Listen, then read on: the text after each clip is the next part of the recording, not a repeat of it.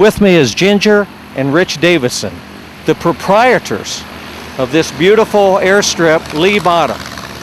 And a lot's happened in the last 5 years here at Lee Bottom. Yeah, there's been a lot that's happened. I think the last time you were here, we were not married. That's right. So we have that, we've added that. Since then, we've also added more runway. Got an extra 1,000 feet. We have a cabin that we've added. We've mowed more grass.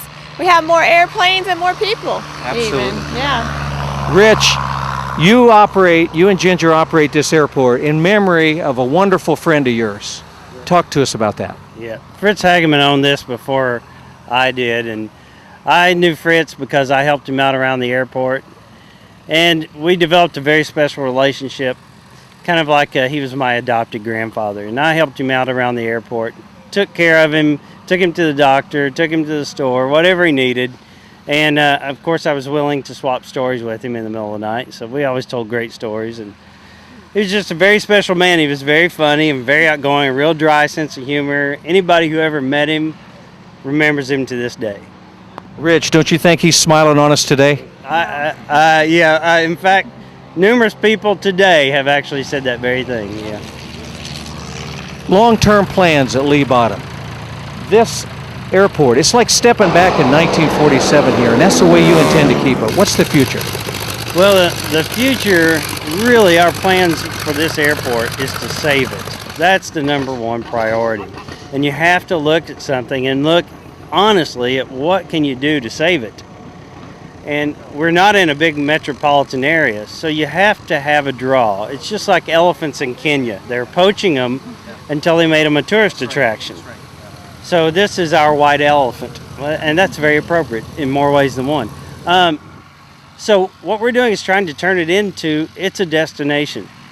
It is something people know about, a place they want to go, not just because it's a grass strip, because it's so pretty, because it's so welcoming, and because it is like stepping back in time. And that ties into our long-range plans of adding the museum here on the field that is dedicated to airports like this that exist or no longer exist. We kind of call it a refuge. You know, the birds, when they become extinct, they put a refuge around so they have a place to go that's something good for their environment. And so this is the refuge for airplanes, small airplanes from the 1940s, 30s, whatever, on up to the current day airplane, but general aviation to go and kind of get away and be in the right environment. Tell us about the volunteers, what it takes to really put this on. Ginger. Yeah, this year we have more volunteers, 4 times as many volunteers as attendees at the first fly-in. So that just gives you an idea how the fly-in has grown. And the volunteers are just wonderful. We've got them from Louisville, Indianapolis, Cincinnati, Everywhere. Florida, everywhere. People have volunteered to work a couple, 2-3 hours, and we've had more than enough to get by today, and they're doing a great job.